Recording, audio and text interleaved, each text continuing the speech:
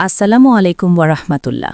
প্রিয় দর্শক, আশা করি আপনারা সকলেই অনেক ভালো আছেন।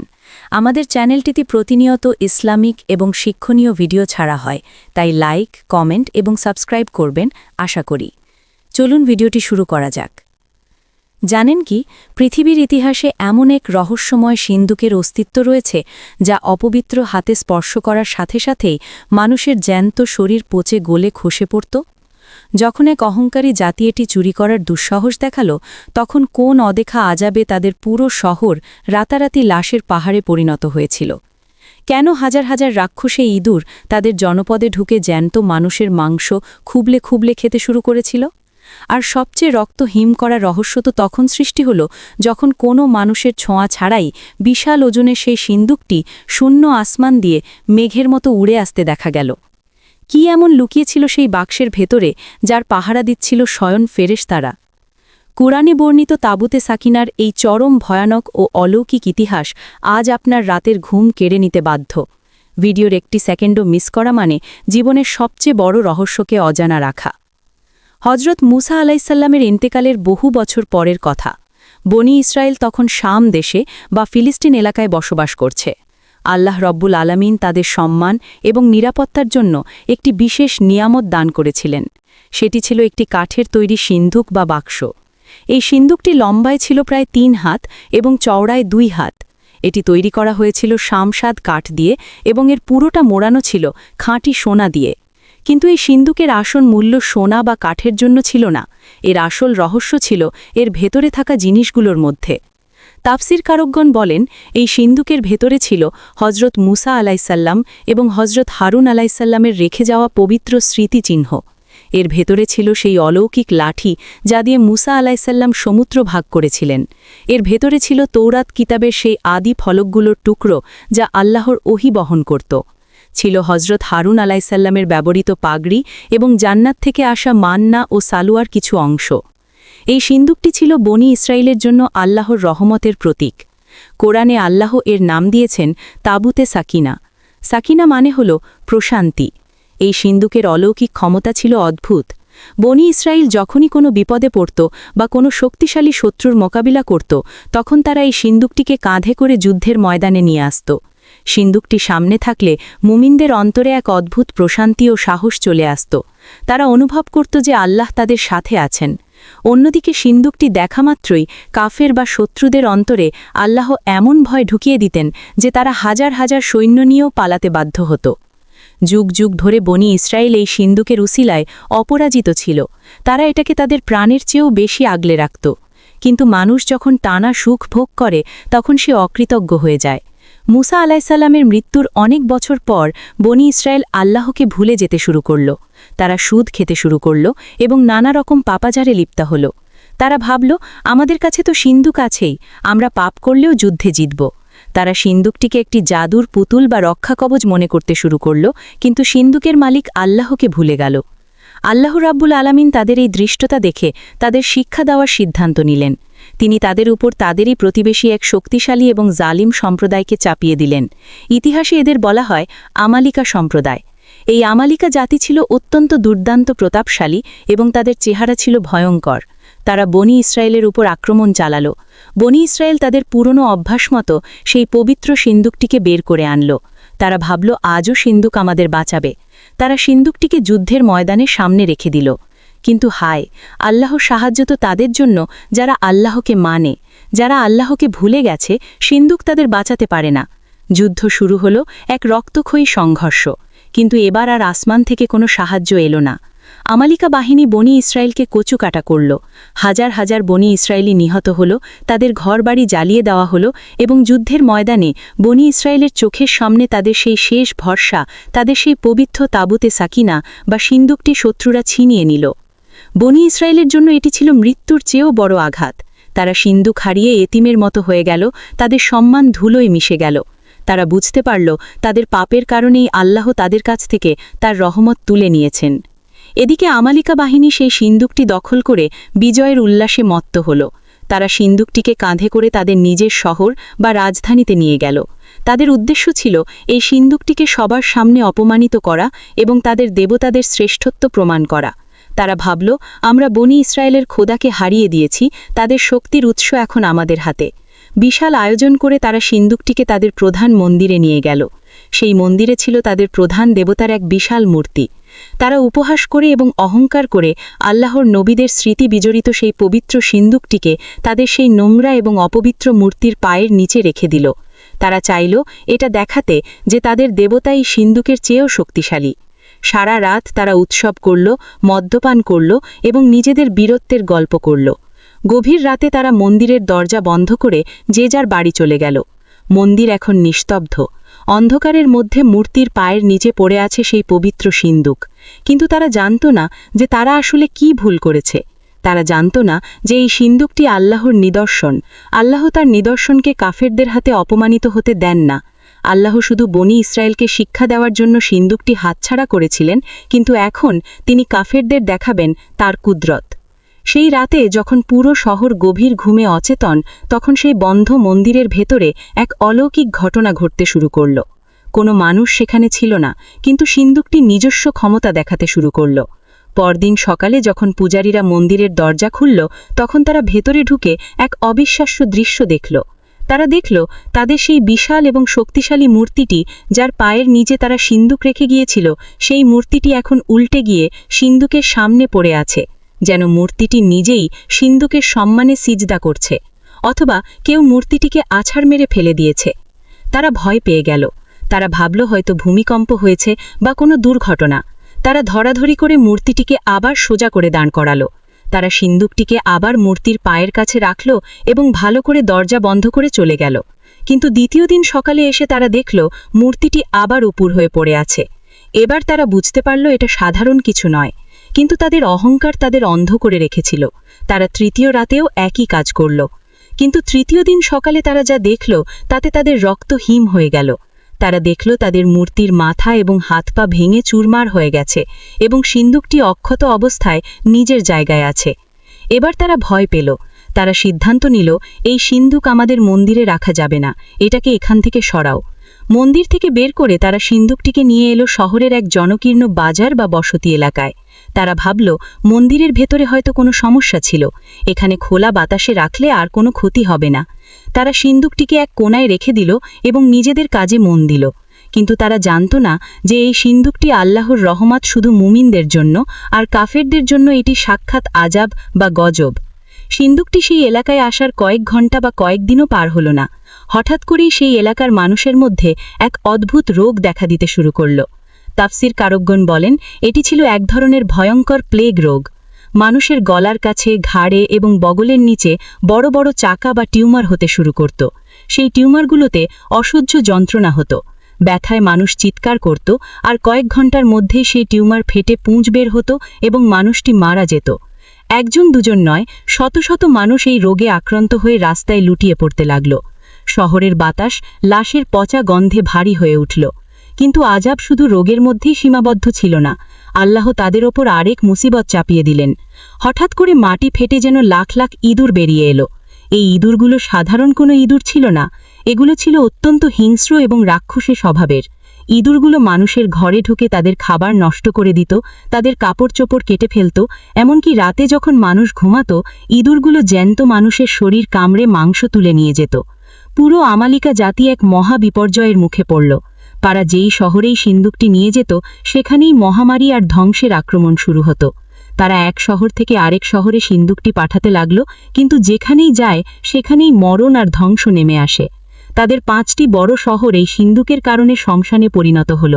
অবশেষে তাদের টনক লড়ল।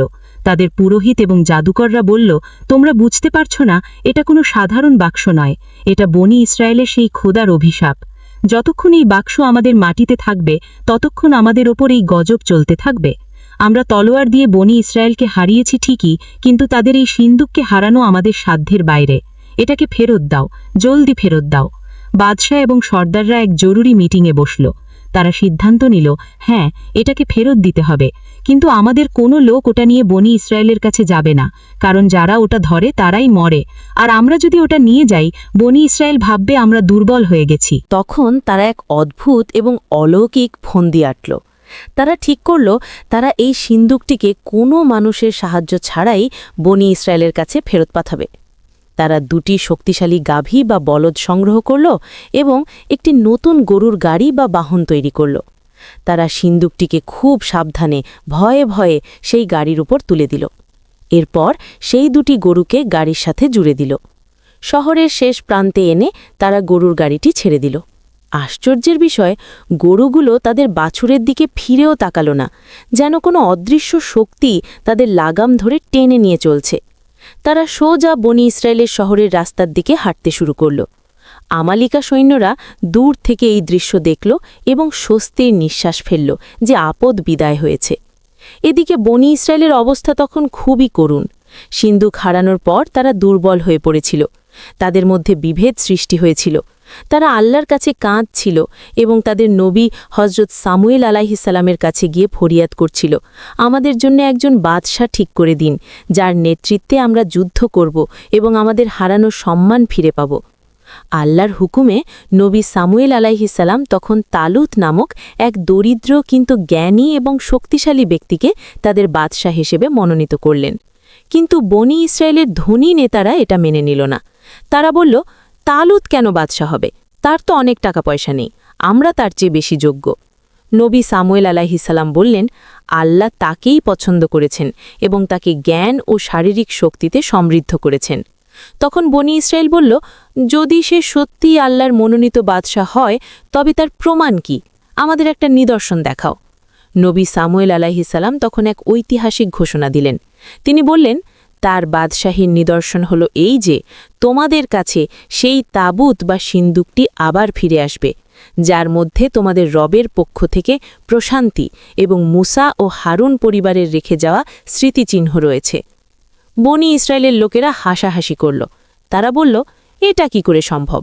আমালিকা জাতি ওটা দখল করে নিয়েছে, তারা ওটা কেন ফেরত দেবে? আর ওটা তো এখন 1000 মাইল দূরে। কিন্তু আল্লাহর ওয়াদা সত্য। ঠিক সেই সময় যখন তারা নবীর সাথে তর্ক করছিল, তখন মরুভূমির পথে সেই গরুর গাড়িটি এগিয়ে আসছিল। কিন্তু কোরআনের আয়াত বলছে, শুধু গরুর গাড়ি নয়, সেখানে আরও বড় এক অলৌকিক ঘটনা ঘটছিল। আল্লাহ বলেছেন, তাহমিলুহুল মালাইকা, অর্থাৎ ফেরেশতারা সেটাকে বহন করে আনবে। তাফসির কারকগণ বলেন, গরুর গাড়িটি যখন বনি ইসরায়েলের সীমান্তের কাছাকাছি এলো, তখন গরুগুলো ক্লান্ত হয়ে পড়েছিল বা পথ চিনছিল না। তখন আসমান থেকে 4 জন ফেরেশতা নেমে এলেন। তারা সিন্দুকটিকে গাড়ি সমেত শূন্যে ভাসিয়ে নিলেন, অথবা তারা অদৃশ্যভাবে সেই গাড়িটিকে ঠেলে বনি ইসরায়েলের দিকে নিয়ে আসতে লাগলেন। বনি ইসরায়েলের লোকেরা হঠাৎ দেখল দিগন্তের ওপার থেকে ধুলো উড়িয়ে কিছু একটা আসছে। তারা ভালো করে তাকালো, সূর্যের আলোয় চকচক করে উঠল সেই সিন্দুকের সোনার প্রলেপ।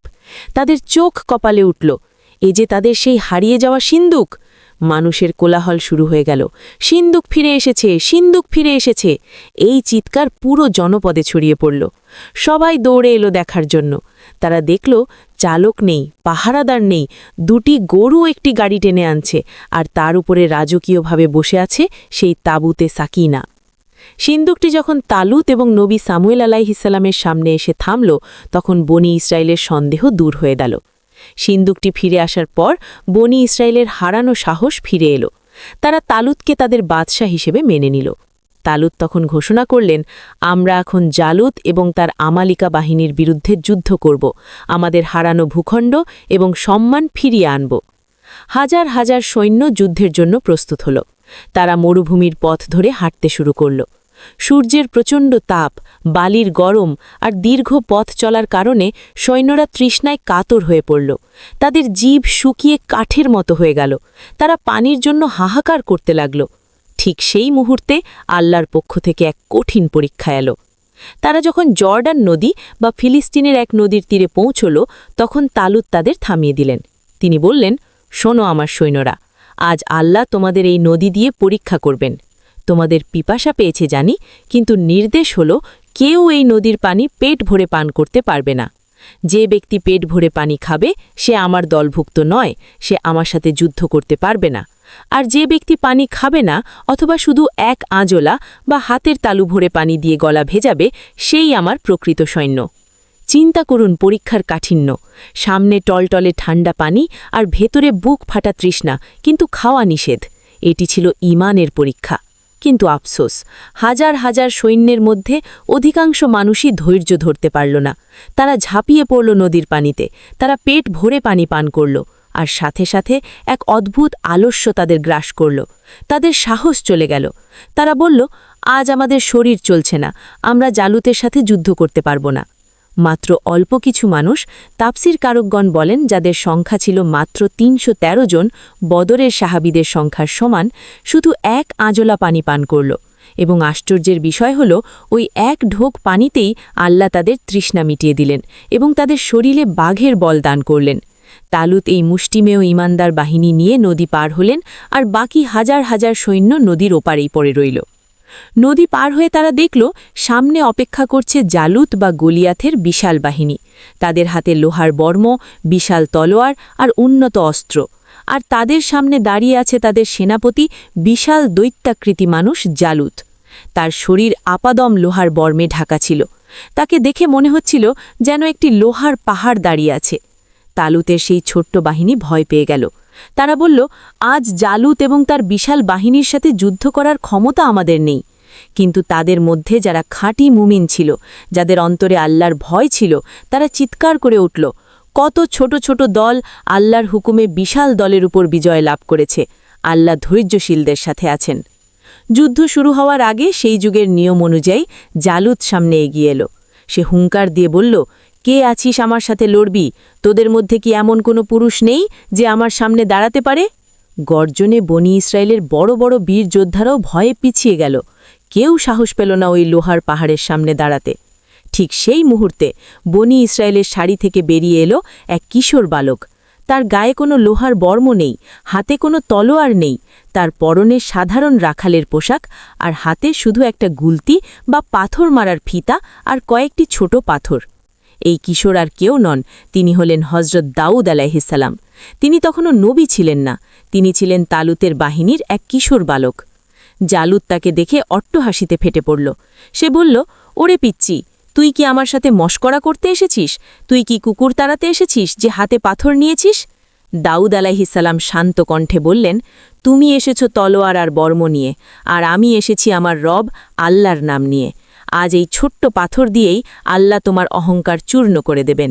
জালুত রাগে ধেয়ে এলো। দাউদ একটুও বিচলিত হলেন না।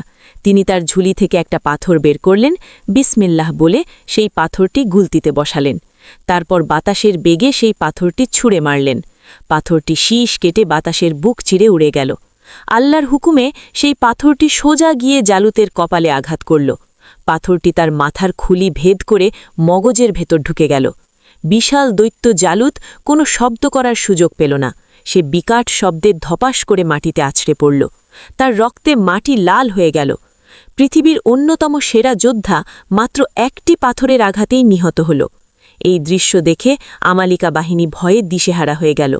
তাদের নেতা মরে গেছে, তারা পালাতে শুরু করল। তালুতের সেই মুষ্টিমেয় ঈমানদার বাহিনী আল্লাহর নাম নিয়ে তাদের ধাওয়া করল এবং এক বিশাল বিজয় অর্জন করল। আল্লাহ বনি ইসরায়েলকে তাদের হারানো সম্মান এবং সেই পবিত্র সিন্দুক দুটোই একসাথে ফিরিয়ে দিলেন। যুদ্ধের পর আল্লাহ দাউদ আলাইহিসসালামকে সম্মানিত করলেন। তালুত তাকে তার মেয়ের সাথে বিয়ে দিলেন এবং পরে তিনি বনি ইসরায়েলের বাদশাহ এবং নবী হলেন। আর সেই পবিত্র সিন্দুক, তাফসির কারকগণ বলেন, সেই সিন্দুকটি দাউদ আলাইহিসসালাম এবং পরে সুলাইমান আলাইহিসসালামের কাছে ছিল। কিন্তু বনি ইসরায়েল যখন আবার পথভ্রষ্ট হল, তখন আল্লাহ সেই সিন্দুকটি আসমানে উঠিয়ে নিলেন, অথবা কোন গোপন গুহায় লুকিয়ে রাখলেন, যা হয়তো ইমাম মাহদির আগমনের সময় আবার প্রকাশিত হবে। আজকের এই ঐতিহাসিক ঘটনাটি আমাদের জন্য এক বিশাল অনুপ্রেরণা। প্রথম শিক্ষা, সংখ্যার চেয়ে ঈমান বড়। তালুতের বাহিনী ছিল নগণ্য, তাদের অস্ত্র ছিল কম, কিন্তু তাদের সাথে ছিল আল্লাহর উপর ভরসা। জালুতের বিশাল বাহিনী তাদের কিছুই করতে পারেনি।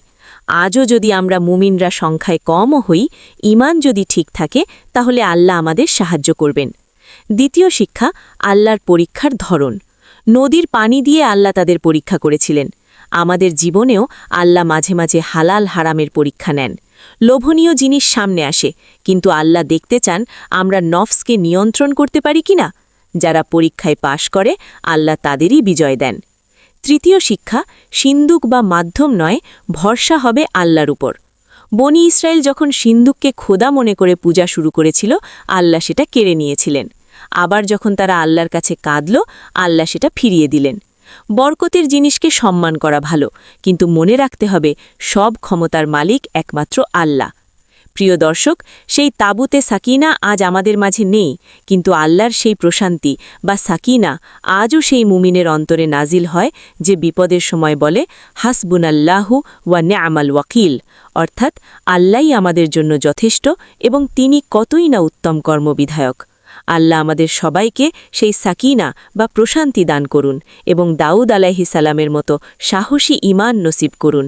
আমিন।